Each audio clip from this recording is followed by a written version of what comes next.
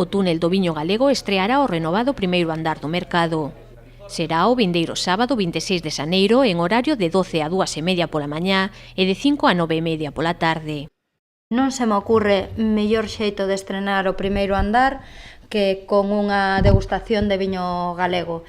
O espacio multidisciplinar, agardo que a xente se anime a ir, a coñecer pois as obras que se estiveron facendo, o mobiliario que imos a emprestar tamén para este túnel do viño e, bueno, pois agardamos que moita xente se achegue ao primeiro andar.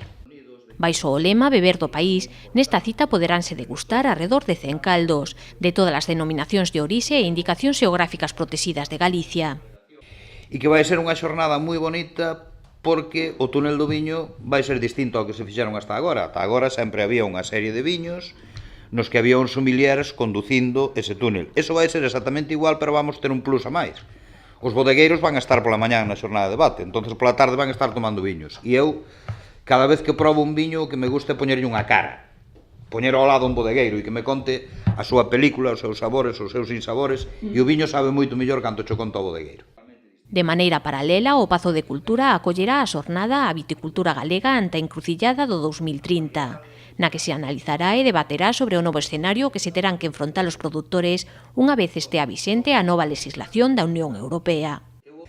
A liberalización que se plantexa no ano 2030 desde a Comisión Europea pode ser pois casi o fin da viticultura galega coas barbaridades que plantexan. Algún dos ponentes destas xornadas, cando lle poñíamos o tema de a encrucillada do 2030, eles decían, bueno, a encrucillada é chegar ao 2030.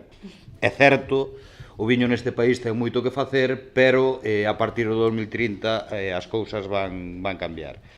Tamén se falará das castes autóctonas e híbridos. O presidente da Asociación Galega de Viticultura, Roberto Rivas, insistiu na necesidade de defender a viticultura galega dende as súas fortalezas, que son as variedades e o territorio, fronte á homoxenización que se pretende dende Europa para protexer a países con dificultades para producir viños de calidade.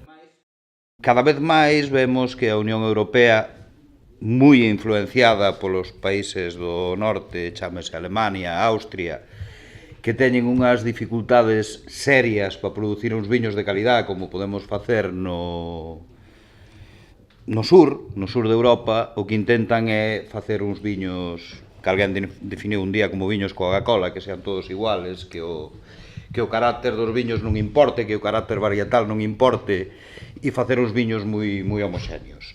Outro tema para a reflexión será a integración das novas elaboracións nas zonas protegidas. Que nos está pasando?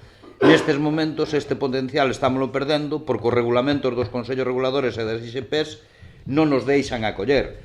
E o que queremos é, entre todos, saber como esas novas elaboracións se poden acoller dentro dos consellos reguladores. Evidentemente non é algo para mañán, pero é algo no que temos que traballar porque non podemos perder todo ese potencial novo que estea fora das DOs. Temos que todo eso integralo dentro das DOs. A xornada desenvolverase entre as 10:15 e as 2 da tarde.